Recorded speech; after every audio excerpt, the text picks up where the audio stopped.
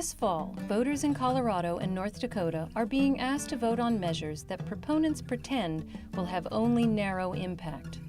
Amendment 67 in Colorado would, among other things, make the words person and child in the Colorado Criminal Code apply to unborn human beings. Measure 1 in North Dakota would amend the state's constitution to state that the inalienable right to life of every human being at any stage of development must be recognized and protected. Supporters of Amendment 67 in Colorado claim it will protect pregnant mothers and their unborn children from criminal offenses and negligent and wrongful acts. Supporters of Measure 1 in North Dakota claim it will only keep courts from overturning North Dakota laws restricting abortion.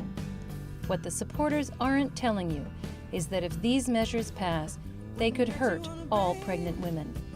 How do we know this? We know this from the experiences of women from around the country.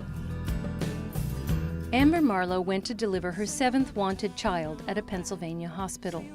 The doctor assigned to her decided that her baby was too big and that she needed cesarean surgery. The hospital, relying on the argument that fetuses have legal rights separate from those of the pregnant woman, exactly what Amendment 67 and Measure 1 could establish in Colorado and North Dakota, got a court order giving it custody of the fetus before, during, and after delivery, and the right to force Ms. Marlowe to undergo major surgery without her consent. While in active labor, Amber Marlowe fled to another hospital where she delivered a healthy baby vaginally. As a result of this experience, the Marlowes, who are profoundly opposed to abortion, nevertheless learned how treating fertilized eggs, embryos, and fetuses as separate human beings with inalienable rights is used to hurt women who want to go to term. 27 years old and 25 weeks pregnant, Angela Carter became critically ill. She, her parents, her husband, and her attending physicians all agreed to carry out her wishes and to keep her alive as long as possible. Nevertheless, the hospital called an emergency hearing to determine the rights of the fetus. The court held that fetal rights outweighed Angela Carter's right to life and ordered cesarean surgery, despite the fact that the surgery could kill Ms. Carter.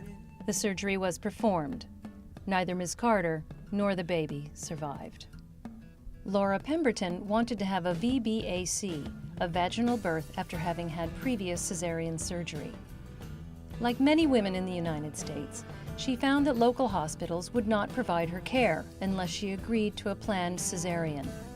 She did not want to undergo another dangerous surgery if she didn't need to, so she stayed home to have her baby.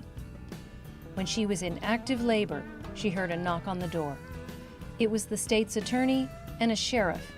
They had her taken into custody, her legs were strapped down, and she was taken to a hospital where she was forced to have cesarean surgery.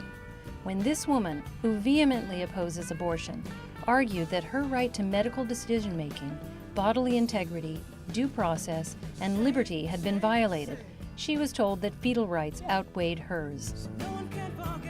She went on to have 3 more children, all vaginally, proving the doctors and the court wrong.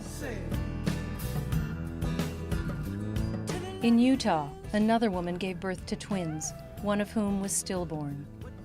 She was arrested on murder charges based on the claim that by refusing a cesarean section 2 weeks earlier, she was responsible for the stillbirth. When asked what legal authority the state had for treating a stillbirth as murder, a spokesman for the Salt Lake County District Attorney's Office cited Utah's feticide law, which was amended to do what Amendment 67 and Measure 1 will do: give the state power to protect the rights of fertilized eggs, embryos, and fetuses by punishing pregnant women. These very real experiences make clear that if Amendment 67 passes, or if Measure 1 passes, prosecutors and other outsiders are likely to use it as a basis for depriving pregnant women of their right to make informed decisions. Not just about abortion, but also about labor and childbirth, and as the case of Angela Carter shows, the idea that fertilized eggs, embryos, and fetuses may be treated as separate legal persons could be used to deprive pregnant women of their own right to life. Opposing Amendment 67 and Measure 1 is not to deny the value of potential life as a matter of religious belief, emotional conviction, or personal experience. Rather, it is to support a real culture of life, one that includes and values the women who give that life.